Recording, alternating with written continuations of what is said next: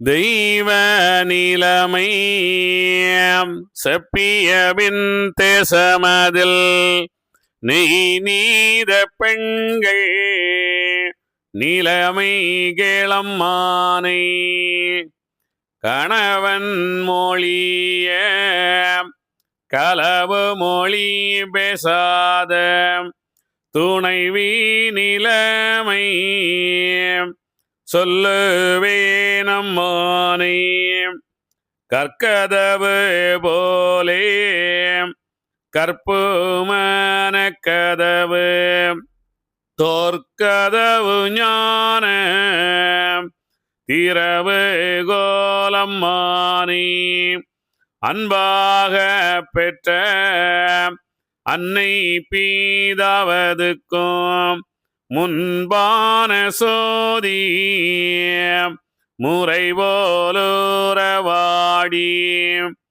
போற்றியே நிறுத்தம் பூசித்து அனுதினமும் சாற்றிய சொல்லை தவறாமலே மொழிவாள் அரசன் துயில ஆராட்டி ஓராட்டி கரமானது தடவி கால் தடவி நின்றிடுவாள் துயின்றது அறிந்து துஞ்சுவாள் மங்கையரும் மாயன்ற ஒரு சாமும் மங்கை எழுந்திருந்து முகத்து நீரேட்டு நான் முகத்தோனையும் தொழுது அகத்து தெருமுத்தம் அலங்காரமாய் பெருக்கி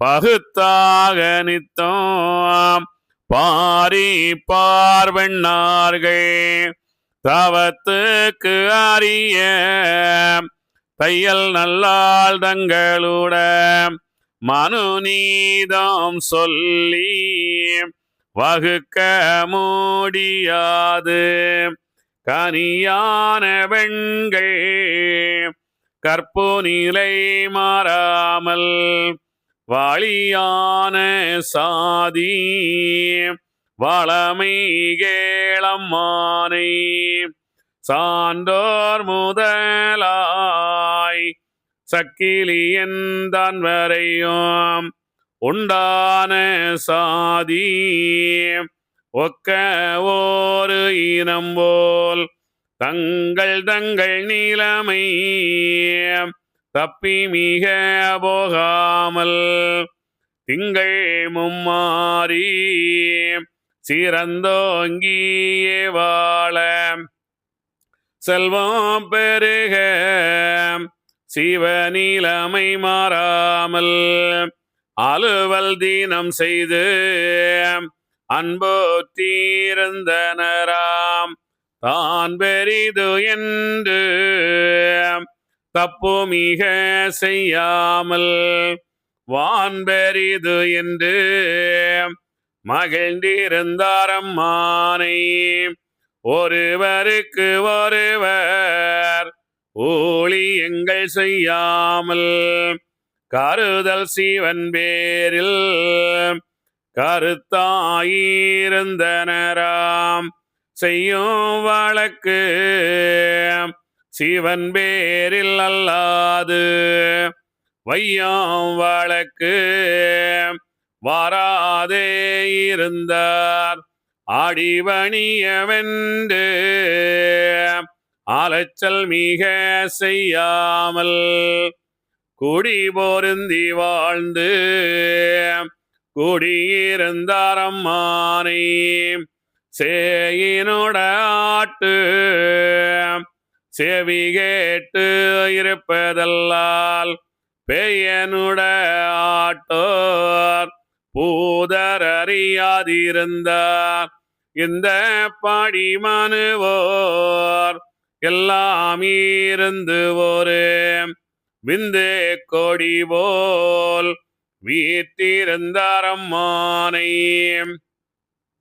இப்படி தெய்வராட்சிய நீதமோ மல்படி தேச மனுவுட நீதமோ நல்புடன் தேசம் நாடி வளர்வதை கல்புடையீசர் கண்டு மகிழ்ந்தனர். இங்கே தெய்வ நிலைமை எப்படி இருக்குதுன்னு அப்படி சொன்னாங்க. இதுக்கு முன்னாடி பார்த்தோம். அதாவது நிறைய விஷயங்கள் பார்த்துட்டு இருந்தோம் சோழனை பற்றி எல்லாம். இப்போ வந்து இங்கே பெண்கள் எப்படி இருக்க வேண்டும் அப்படின்னு சொல்லலாம். கணவன் மொழியே களவு மொழியை பேசாத பெண் இன்னைக்கு இருக்கிறாங்க அப்படின்னு. ஒரு கணவன் பேசும்போது பெண்கள் மாறி பேச மாட்டாங்க அப்படின்னு எல்லாம் சொல்லுவாங்க. அதான் ஐயா வந்து என்ன சொல்லுகின்றார், இந்த பெட்டை கோழி கூவ கண்டேன் சிவனே ஐயா அப்படின்னு சொல்லுவார். ஏன்னா ஆண்கள் பேச மாட்டாங்க, பெண்கள் தான் பேசுவாங்க அப்படின்னு சொல்கிறாங்க. சில இடங்கள்ல வந்து ஆண்கள் பேசணும், சில இடங்கள்ல பெண்கள் பேசணும். அவங்களுக்கு மட்டும் உரிமை இல்லையா? எல்லாருக்குமே உரிமை உண்டு இல்லையா? அதெல்லாம் வந்து சொல்லிட்டு வராங்க. அப்போ இங்கே வந்து என்ன சொல்லாங்க, கற்பு மனக்கதவு அப்படின்லாம் சொல்ல கற்பு அப்படின்றது வந்து என்னென்னா, பிறருடைய மனம் கஷ்டப்படாமல் வாழ்பவர்கள் தான் கற்புடன் வாழ்பவர்கள். இது வந்து நிறைய கற்பு அப்படி இப்படி நிறைய விஷயங்கள் எல்லாம் சொல்லுவாங்க. அதெல்லாம் வந்து நிறைய எடுத்துக்காட்டுகள் அப்படி இப்படின்னு நிறைய சொல்லுவாங்க. அப்போ அது எல்லாருக்குமே வேணும். ஆணுக்கும் அது வேணும், பெண்ணுக்கும் அது வேணும். அதான் உண்மை. சொல்கிறாங்க, அதாவது அரசன் துயில ஆராட்டி ஓராட்டி கரமானது அதாவது கால் தடவை அரசன் அதாவது வந்து அந்த கணவன் தூங்கும்போது அவருடைய காலை அமுத்தி விட்டு அப்படியெல்லாம் பண்ணுவாங்க அப்படின்னு எல்லாம் சொல்கிறாங்க. அது என்னென்னா அந்த காலங்கள்ல எல்லாம் அவர்கள் வந்து நெடுதூரம் அந்த உற்பத்தி செய்வதை கொண்டு போய் சந்தையில் கொண்டு விட்டுட்டு வருவாங்க. ரொம்ப கஷ்டமாக இருக்கும். பல நாட்கள் நடந்துட்டு இருப்பாங்க. அந்த களைப்பு தீர்வதற்காக செய்கிறாங்க அப்படின்னு எல்லாம் சொல்லுவாங்க. இன்றைக்கெல்லாம் அந்த நிலைமையெல்லாம் மாறிவிட்டது. அந்த நிலைமைனா அந்த நிலை இப்பொழுது இல்லை. எல்லாம் நம்ம டிரான்ஸ்போர்ட்டு எல்லாமே நமக்கு ஈஸியாகிட்டு. இன்றைக்கி அதெல்லாம் உண்டுமா? இன்றைக்கி நம்ம வந்து அப்படியே மனைவி வந்து நம்மளுடைய காலை பிடிச்சி அங்கே நின்றுட்டு இருக்கணுமா நம்ம தூங்குறது வரைக்கும் அப்படின்னுலாம் நீங்கள் நினைக்காதுங்க. இதெல்லாம் வந்து என்னென்னா ஒரு ஓமைக்காக இப்படிலாம் இருக்க வேண்டும் என்று சொல்லுகின்றார். இங்கே சொல்லுகின்றார் பாருங்க, செல்வம் பெருக சிவநிலைமை மாறாமல் அலுவல் தனம் செய்து அன்புற்றிருந்தனாம். நான் வந்து வேலை செய்யணும், ரொம்ப முக்கியமானது தான் வேலை. அடிக்கடி அந்த விஷயத்தை நிறைய இடத்துல சொல்கிறார். வந்து வேலை செய்தால் வினை இல்லை, அந்த விஷமது தான் அணுகாதப்பா அப்படின்னு ஐயா சொல்லுகின்றார். ஏன்னா வேதத்தின் முதல் வேதமே வந்து உழைப்பு, உண்மை உழைப்பு தான். இந்த உண்மை உழைப்பு இல்லைன்னா எல்லாம் எதுவுமே இல்லை. செல்வம் பிறகு நிலைமை மாறாமல், எவ்வளவு செல்வம் வந்தாலும் சிவநிலை அப்படின்றது என்னன்னா, என்னுடைய உயிர் தான் சிவபெருமான். அதான் சிவநிலை. என்னுடைய உயிர் தான் சிவபெருமான். அந்த சிவபெருமானுக்கு என்ன வேணும்? செல்வம் வேணுமா? நிறைய செல்வங்கள் வேணுமா? அவனுக்கு சாப்பிட்றது ஒரு ஜான் வயிற்றுக்கு தான் சாப்பிட முடியும் அவனால். அந்த எண்ணம் நமக்கு எப்போ தான் செல்வம் பெருகினாலும் சிவநிலைமை மாறாமல் நமக்கு இது போதும் என்ற எண்ணம் வேண்டும் அப்படின்றத சொல்லிட்டு வராங்க. தான் பெரிதென்று தப்பு மிக நான் தான் பெரியவன். எல்லோருமே இறைவன் தான். அந்த உலகத்தில் பிறந்து வாழ்கின்ற எல்லா உயிர்களுமே இறைவன் தான். அப்போ நம்ம எப்படி பெரியவனாக இருக்க முடியும்? நம்ம எப்போவுமே யாருமே யாருக்கும் பெரியவனும் கிடையாது, சின்னவனும் கிடையாது. தம்மு மிக வான்பரிதென்று மகிழ்ந்திருந்தார் அம்மானை ஒருவருக்கு ஒருத்தர் ஊழியங்கள் செய்யாமல். அற்புதமான ஒரு விஷயம். ஒருத்தருக்கு ஒருத்தர் ஊழியம் செய்யவே கூடாது. ஊழியம் அப்படின்றது என்ன அப்படின்னா, அவனுக்கு காலை பிடிச்சி விடுறது, கையை பிடிச்சி விடுறது, ஊழியம் நிறைய விஷயங்கள் இருக்குது. ஊழியம் அப்படின்றது அவரவருடைய வேலையை அவரவர் தான் செய்யணும் அப்படின்னு சொல்கிறாங்க. இந்த விஷயங்களெல்லாம் நம்ம பார்க்கும்போது நம்மளுடைய வாழ்க்கையில் வந்து இதெல்லாம் இப்படியெல்லாம் நாம் வாழ முடியுமா அப்படின்றது வந்து இன்னும் ரொம்ப கேள்விக்குறி தான். ஆனாலும் நாம் என்ன செய்வோம்? நாம் தர்மமாக வாழ்வோம் அப்படின்னு சொல்லிட்டு என்ன சொல்கிறார்? செய்யும் வழக்கு சிவன் பேரில் அல்லாது அப்படின்னு சொல்லுகின்றார். என்ன வழக்கு சிவன் பேரில் அல்லாது? எந்த ஒரு பிரச்சனையாக இருந்தாலும் நம்முடைய உயிரை மேலேற்றுவதாக இருக்க வேண்டுமே தவிர, நம்ம ஏதோ பேசி நேரத்தை கடத்திட்டு சும்மா காலத்தை ஓட்டிட்டு இருக்கவே கூடாது. எந்த ஒரு பிரச்சனை இருந்தாலும் நம்முடைய உயிரை நாம் மேலெழுவதற்கு மட்டும்தான் நாம் இருக்க வேண்டும். அதான் செய்யும் வழக்கு சிவன் பேரில் இல்லாது வேற எதுவுமே சொல்லக்கூடாது அப்படின்னு சொல்லுகின்றார். பேயனோட ஆட்டு பூதமரியாதை இருந்தார், சேயனோட ஆட்டு செவிகேட்பதல்லால். சேயனோட ஆட்டு அப்படின்னா என்ன, பேயனோட ஆட்டு அப்படின்னா என்ன? அதாவது வந்து இன்னைக்கு பார்த்தீங்கன்னா கடவுள் வந்துட்டாருன்னு சொல்லிட்டு ஆடுறது வந்து பேயனோட ஆட்டு இல்லையா? உண்மையா இல்லையா? சேயனுடைய ஆட்டுன்னா குழந்தைகள் விளையாடுறாங்க. சேய் அப்படின்னா குழந்தைகள் விளையாடும் போது நம்ம அதை கண்டு ரசிக்கிறோம். நிறைய பேர் இந்த குழந்தைகள் விளையாடுறது கூட கண்டு ரசிக்கிறதுக்கு வந்து தயாராக இல்லாமல் இருக்கிறாங்க இன்னைக்கு. அதெல்லாம் வந்து நிறைய சொல்லிட்டு வராங்க. அப்படிதான் இருக்கணும். அதான் தெய்வர் ஆட்சிய நீதம் அப்படின்னு சொல்லிட்டு வராங்க. முத்தான சீமை 3 நீதத்தோடு பத்தாசையாக பண்பாய்த்தழைத்திடவே நாளான வேதம் நல்ல கலியுகமாய் மேலாம்பரமாய் விளங்கியிருந்திடவே தேவருரையும் திருக்கையிலை தன்வளமை பாவலர்கள் முன்னே பாடினாரம்மானை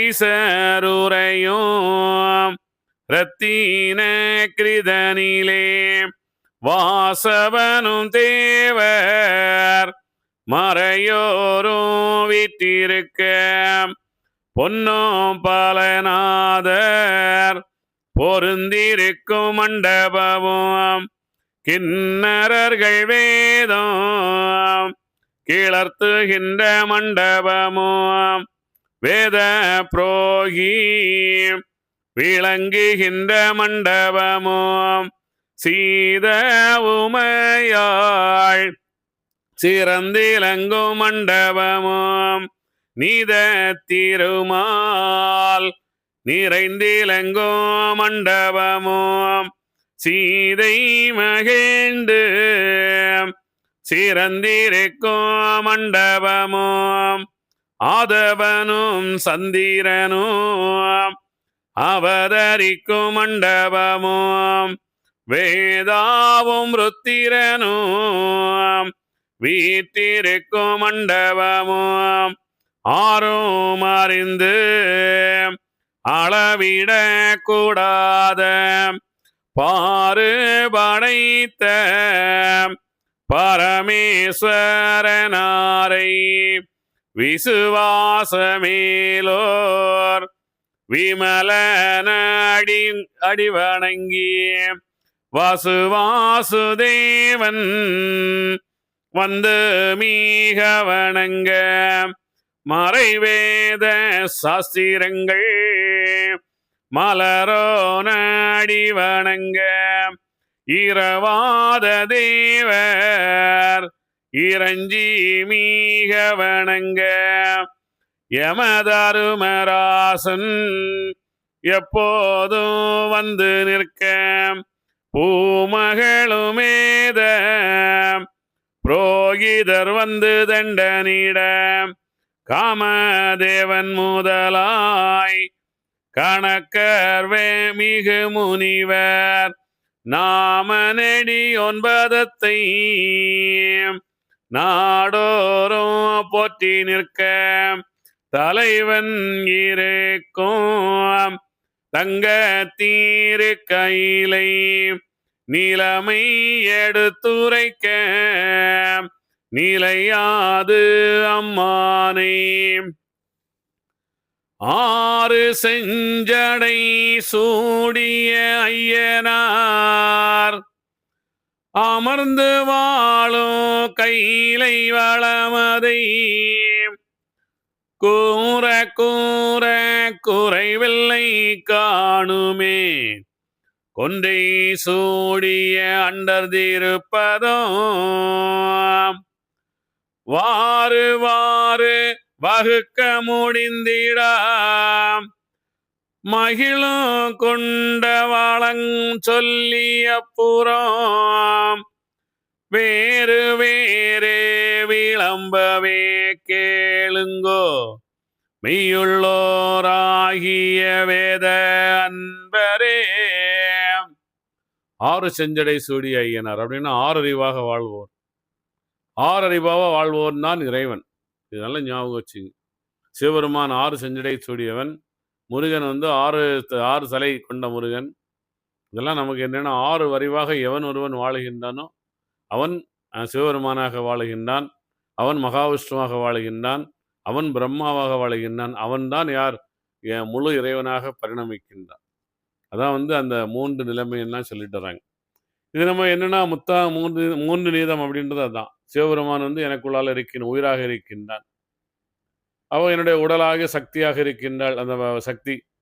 அடுத்தது அந்த என்னுடைய 5 புலன்களில் வெள்ளை உள்ளத்தில் தர்ம உள்ளத்தில் என்னுடைய பகவான் மகாவிஷ்ணு தூங்கி கொண்டிருக்கின்றார். தர்ம சிந்தனையில் நான் இருக்கின்றதால் எனக்கு மகாவிஷ்ணு தூங்கிக் கொண்டிருக்கின்றார். அப்படி நான் இருப்பதால் என்ன, நான் ஐஸ்வர்யமாக அந்த மகாலட்சுமியை நான் பெற்றிருக்கின்றேன். அப்புறம் என்னுடைய அறிவு எப்படி இருக்கின்றது? பிரம்மனைப் போல 4 வேதங்கள் நான் வாழுகின்றேன். அதான் 4 வேதம் அப்படின்னு சொல்றாங்க. 4 தலைன்னு சொல்றாங்க பிரம்மத்துக்கு. 4 வேதங்கள் அதான். அதனுடைய அறிவு எப்படி இருக்க வேண்டும்? 4ஆக இருக்க வேண்டும். 4னா சதுரயுகம் நம்ம பார்ப்போம் பின்னாடி. உண்மை, உழைப்பு, உழைக்க மட்டும் போதாது. அது வர்த்தகனாக இருக்க வேண்டும். அவ்வளோ வியாபாரம் செய்ய வேண்டும். அதுக்கு அடுத்தது என்ன? இந்த நாட்டையும் வீட்டையும் சரியாக கடமையை செய்து சரியாக காப்பாற்ற வேண்டும். பிரம்மத்தை உணர்ந்து நாம் பிராமணனாக வாழ வேண்டும். இந்த 4ஆக எவன் வாழுகின்றானோ அவன் வேதத்தில் வாழுகின்றான். அதான் அந்த அறிவு நமக்கு இருந்தால் நாம் பிரம்மனாக மாறுகின்றோம்.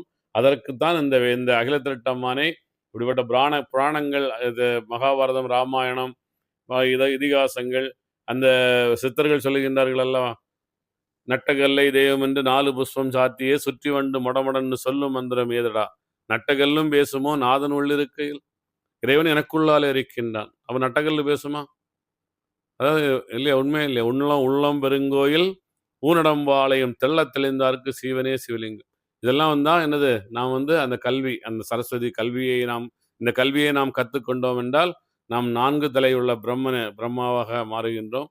அப்படின்னெல்லாம் நமக்கு அந்த அற்புதமான விஷயங்களை அந்த சொல்லிட்டு வராங்க. அதுக்கு நமக்கு என்ன வேணும்? 6 செஞ்சடை சூடி ஐயனாக நாம் இருக்க வேண்டும், 6 அறிவாக நாம் இருக்க வேண்டும் அப்படின்றலாம் சொல்லிட்டு வராங்க. கைலை வளமை கட்டுரைக்க கூடாது, அகில வளமை அருளுகிறேன் அம்மானே. தேவாதி தேவர் திருக்கூட்டமாயிருக்க, மூவாதி மூவர் மிக்க ஒரு சிங்காசனத்தில் சிறந்திருக்கும் வேளையிலே மங்காத தேவி மாதி திருலட்சுமியாள் இரேழுலகும் ரட்சித்த உத்தமியாய் பாரேளும் அளந்த பரமதிருலட்சுமியாள் நன்றாயேழுந்திருந்து நாராயணர் பதத்தை தெண்டனிட்டு லட்சுமியும் செப்புவாரம்மானை. தேவரீர் என்னை திருக்கலியாண முகித்து கோவேரி கொண்ட குடியிருப்பிலே இருத்தி போகுவது என்ன புதுமை எனக்கரிய. தேவரீர் நீர்தான் செப்பிடீர் என்றுரைத்தாள்.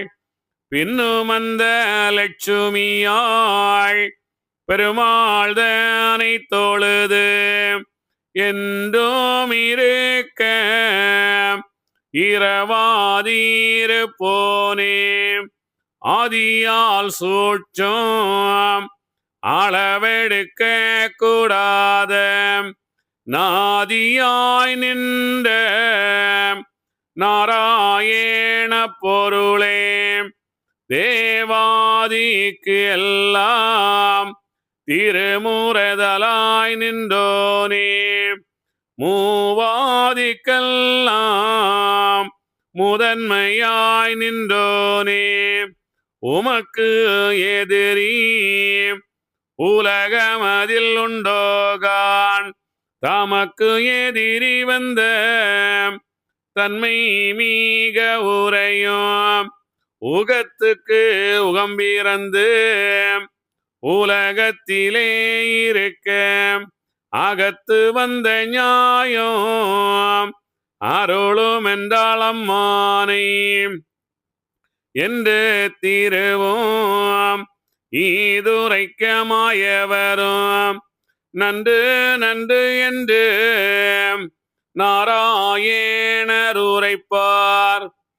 சக்தி சிவமும் தானுதித்த காலமதில் எத்திசையும் நாம் இருவேர் ஆன பீரப்பதிலும் ருத்திரரும் மகேஸ்வரரும் உதித்த நாளானதிலும் பக்தியுள்ள தேவர் பரநாதர் நாளதிலும் வானோர்கள் தெய்வார் மறைவேத சாஸ்திரமும் ஈனமாய் சண்டன் இவன் பிறந்த நாளதிலும் ஆதித்தன் வாயு அண்டபிண்டம் தோன்றியபின் ஈதுதித்த காலம் ராட்சியம் ஒன்று உண்டு கண்டாய்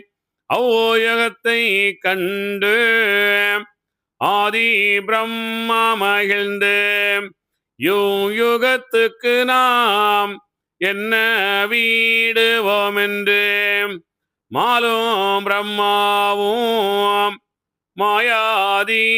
மாயாதீருப்போனும் ஆலோசித்து ஆகமத்தை தான் பார்த்து நீடிய யுகமனவே நியமித்து உறுதி கொண்டு தேடிய முப்பொருளும் செப்பினார் காணம்மானை அவ்யுகத்தை ஈசர் ஆர்வரித்த காலமதில் யுகத்துக்கு ஆரை இருத்துவோம் என்று சொல்லி எல்லோரும் கூடி இதமித்தாரம்மானை தில்லையாரீசன் திருவேள்விதான் வளர்க்க நல்லையா வேள்வி நன்றாய் வளர்ந்திடவே பிறந்தான் குரோணி பெரிய மலை போலே அறந்தானறியா அநியாய கெடனுமாய் பிண்டோம் நிறையும் பொல்லாதான் தன்னுடம்பு அண்டாமமைய அவன் பிறந்தானம்மானை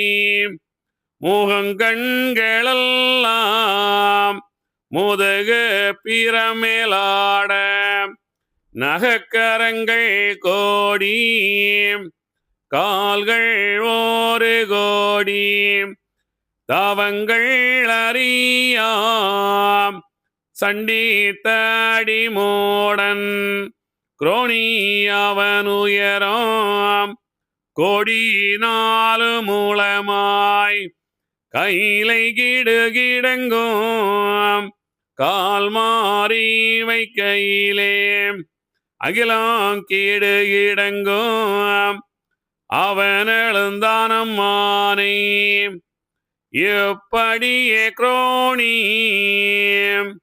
என்ற ஒரு அசுரன் முப்படியே நீடிய யுகத்தில் இருந்தான்கான் இருந்து சில நாள் இவன் தூங்கிதான் விழித்து அருந்தும் பசியால் அவன் உயர்ந்து பார்ப்பளவில் பாரு கண்காணான் பல பேருடல் காணான் வாரு திருநீரை வாரி வீழுங்கினன்கான் கடல் நீரத்தனையும் கடவாய் நனையாமல் குடலல்லாமத்த கொதிக்குது என வெகுண்டு ஆகிலா முளைக்க ஆர்ப்பரித்து நிற்பளவில் கைலைதனை கண்டு கண்கள் மிக கொண்டாடி ஆவி எடுத்து அவன் விழுங்கும் அப்போது தாவி குதித்து தப்பினார் மாயவரும் ஓடி மண்ணுலகம் தான் புகுந்து தூயவரும் அங்கே சிவனை மீக நினைத்து தவசி இருந்தார்கான் தாமோதரனாரும் தவசுதனில் ஈசன் சந்நியாசி போலே வந்து ஆறு நீ இந்த ஆளவனந்தனிலே எது நீ தவசு என்னை நினைத்தவாறேது என்று சந்நியாசி இது உரைக்க மாயவரும் பண்டுபட்ட பாட்டை பகர்ந்தாரவரோடே கையிலையமரோகம் கரை கண்ட சக்தி வரை அகிலமதை குரோணி அசுரன் என்ற மாபாவி விழுங்கினான் நானும் உபாயமாய் தப்பி வந்தேன்.